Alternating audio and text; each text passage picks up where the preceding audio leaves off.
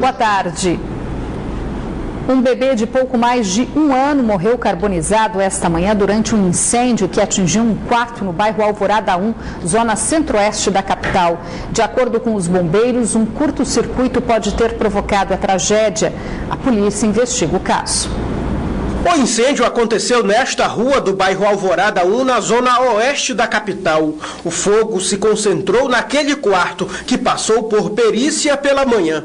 A vítima foi um menino de 1 ano e 1 mês. A criança estava sozinha, trancada no quarto e dormia. Vizinhos perceberam a fumaça e resolveram arrombar a porta para apagar o fogo, mas já era tarde. Conseguimos apagar com balde, ele estava torradinho, o bichinho. Moradores disseram que quando o incêndio começou, passava de 7 da manhã. O Corpo de Bombeiros informou que a equipe só foi acionada às 8h55. E já tínhamos a informação de que teria uma criança no local. Então a gente fez o deslocamento com brevidade. Só que ao constatar que nós chegamos aqui, a extinção já tinha sido feita, isso quer dizer que o fogo, até ele ser identificado pelos moradores, depois de ser feita a extinção, demandou um tempo. Ainda de acordo com o Corpo de Bombeiros, o incêndio pode ter sido causado por um curto-circuito. Conversando com o eletricista, os populares que estavam aqui, houve uma queda de energia e provavelmente o incêndio ocorreu no ventilador, que tem um ventilador lá que estava em cima de um móvel. Essa tia da criança disse que a mãe do menino teria saído para tentar agendar uma consulta médica para ele. E aí saiu, de repente aconteceu isso aí, né? Deixou ele dormindo. Isso tudo vai ser apurado pela Delegacia de Proteção à Criança e Adolescente, tá ok? Ainda é muito cedo para a gente dar uma posição, mas em tese existe o crime de abandono de capaz previsto no Código Penal. O IML foi acionado para remover o corpo da criança que foi carbonizado. O desespero dos familiares, inclusive da mãe, era grande. Que triste. O Conselho Regional de Engenharia e Agronomia fiscalizou hoje os barracões das escolas de samba do Grupo Especial de Manaus. Os fiscais foram em busca de documentos que comprovem que os carros alegóricos estão sendo projetados de acordo com as orientações de um engenheiro.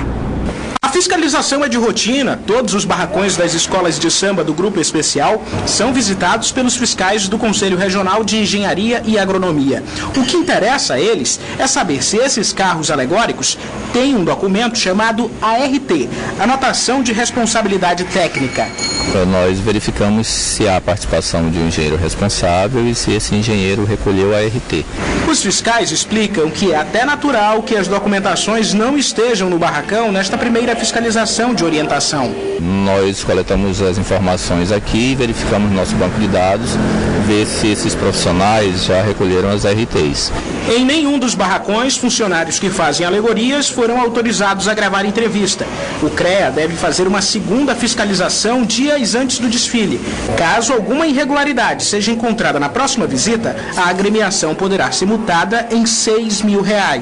Se a escola de samba for reincidente, o valor dobra, chega a 12 mil.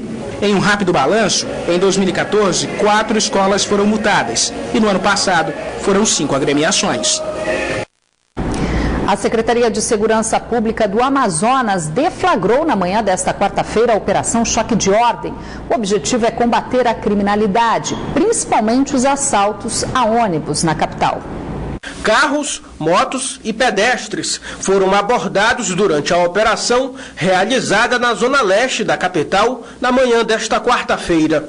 Durante a ação dos policiais, este homem, foragido da justiça por roubo, foi preso. Para ele, tinha um mandado de prisão em aberto desde 2012.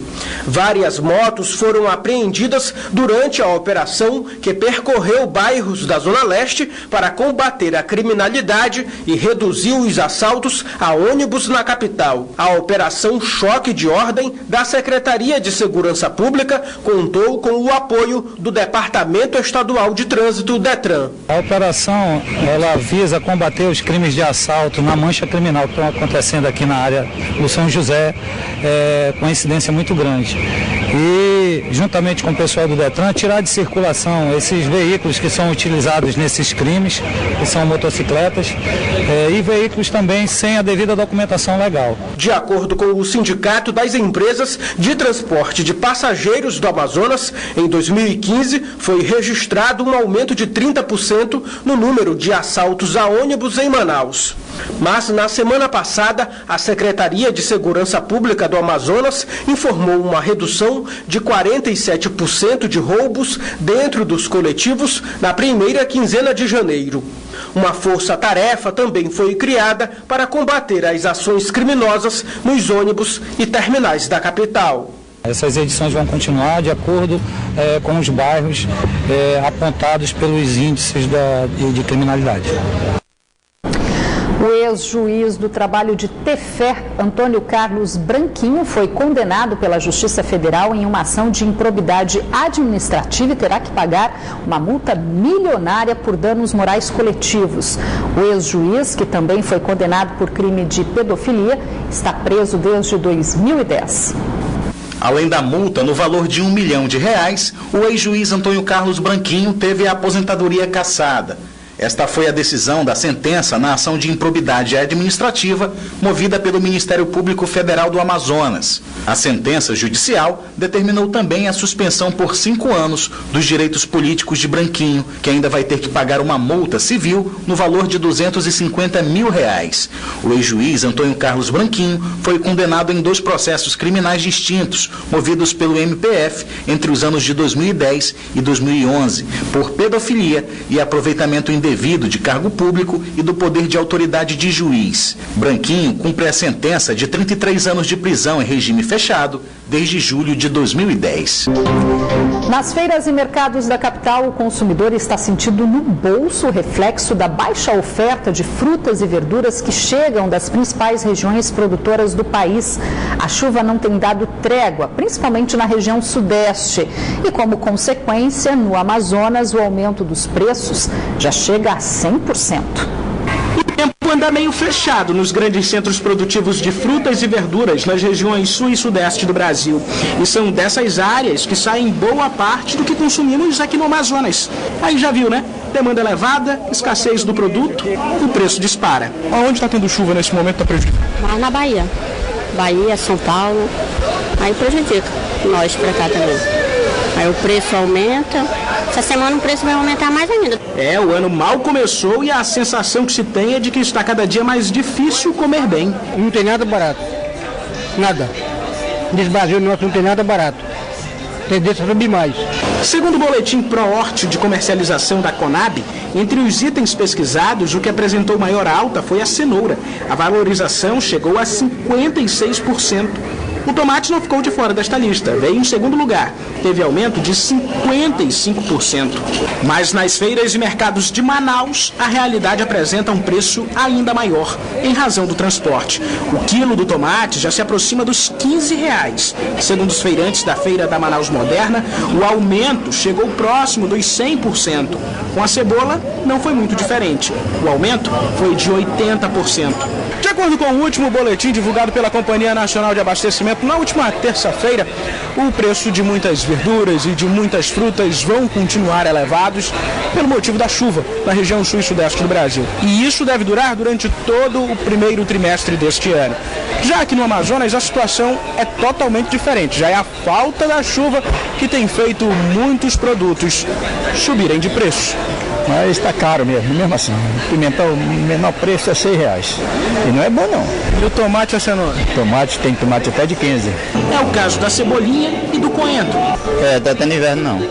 Muito sol. Agora vai melhorar, se chover. Você já vendeu de quanto? R$10, Cabral. Enquanto quase nada se encontra pelas feiras com preço baixo, o jeito é pedir ajuda divina, diz esta freira que faz compras para o convento. Tá difícil, muito, cada vez mais caro quando a gente chega aqui para fazer as compras. Tem que apelar para Deus? Olha, coitado de Deus, né? Normalmente já é caro, agora que tem que pesquisar mesmo. E por aqui o calor intenso continua com pouco volume de chuva. Confira a previsão do tempo.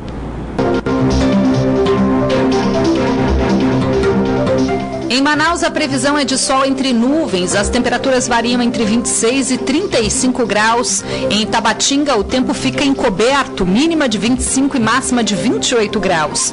Em Humaitá, quinta-feira também será nublada e as temperaturas variam entre 26 e 33 graus. Em Itacoatiara, a previsão é de muitas nuvens e possibilidade de chuva fraca, mínima de 27 e máxima de 33 graus. Funcionários da Eletrobras Amazonas Energia se reuniram hoje pela manhã no Centro Histórico de Manaus para protestar contra a privatização da concessionária. A concentração foi no Largo São Sebastião. Os urbanitários se reuniram aqui para protestar contra a privatização da concessionária de energia elétrica do Amazonas. Segundo os manifestantes, a privatização vai causar demissões em massa e vai criar uma grande possibilidade de aumentar ainda mais a conta de luz dos amazonenses. De acordo com o Manaus Trans, cerca de 700 pessoas participaram da manifestação. Eles ainda caminharam por ruas e avenidas do centro histórico da capital. A Polícia Civil apresentou esta tarde o suspeito pela morte do biólogo vítima de uma briga no trânsito da capital. O crime ocorreu há 2 semanas no bairro Parque 10. Antes de a polícia apresentar o suspeito de causar o acidente de trânsito fatal, familiares da vítima manifestaram apoio à ação policial. Com cartazes, eles externaram o sentimento de justiça. Com certeza, a nossa mobilização é para isso, porque meu filho não volta mais, já foi. É que não aconteça com as outras pessoas, né? Brian Santana Siqueira, de 22 anos, é apontado pela polícia como responsável de ter causado o acidente fatal que vitimou o biólogo Rodrigo Elias da Costa no último dia 13 de janeiro. Brian compareceu à delegacia para prestar depoimento quando recebeu voz de prisão. De acordo com o delegado, Brian negou ter sido o provocador da morte do biólogo, alegando ter apenas girado o volante do carro em direção à motocicleta, versão que foi contestada por várias testemunhas. Diz que não foi proposital. Ele alega que a vítima do crime quebrou o retrovisor do veículo com um chute.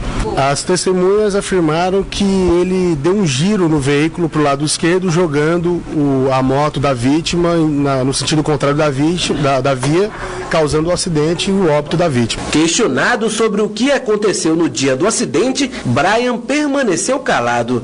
Com base nos depoimentos dele e de outras testemunhas, a polícia pediu a prisão preventiva. Brian foi indiciado por homicídio qualificado e deve ser encaminhado à cadeia pública, onde fica à disposição da justiça.